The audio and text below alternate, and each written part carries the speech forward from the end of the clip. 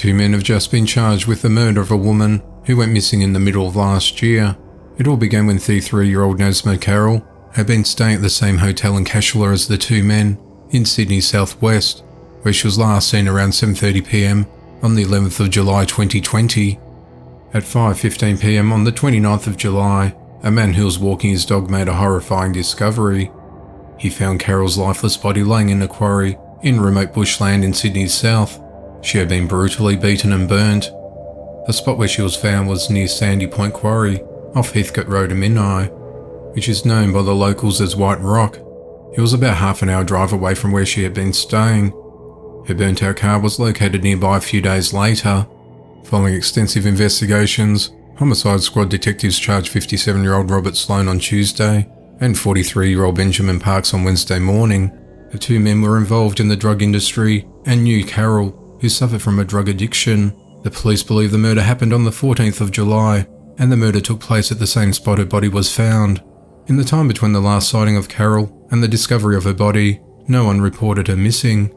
The authorities believe the men took Carroll to Menai and used a baseball bat and rock to beat her up, striking her over the head repeatedly and causing significant injuries. They then set her body on fire in an attempt to hide any evidence in relation to her body. Both men were already in jail for separate offences when they were charged with Carroll's murder. Sloan over kidnapping and firearm charges, and Parks for armed robbery and drug-related crimes. Both men attended court via video link on Wednesday and have been charged with murder. They've both been held in custody without bail, and the next court hearing will be on the 7th of June as the investigation into the matter continues. A Kentucky couple were arrested at their home on Monday morning, charged with felony child abuse, after police said their 9-day-old child had 5 broken bones.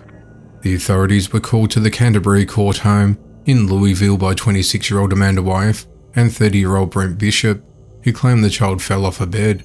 They told police the baby had a broken arm. Emergency services transported the baby to the Norton Children's Hospital, where Wyeth gave a statement to officers saying, "I can't believe I hurt my baby this bad." A forensic specialist examined the newborn and found at least 5 broken bones, including the humerus and radius in the baby's left arm, the femurs of both legs, and a broken tibia in the right leg. The medical professional also found a bruise on the left side of the baby's head.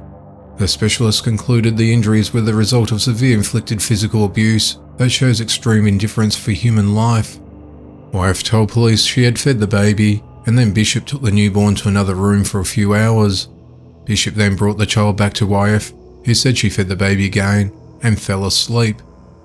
When she woke up later, Wyeth said she could not find the baby, but then she and Bishop found the child face down on the floor next to the bed. An arrest warrant was issued, and police went to the couple's home, where they said they found cocaine, meth, oxycodone, and marijuana, along with drug paraphernalia and a gun on the floor next to the bed. Wyeth and Bishop faced charges of felony child abuse and drug possession.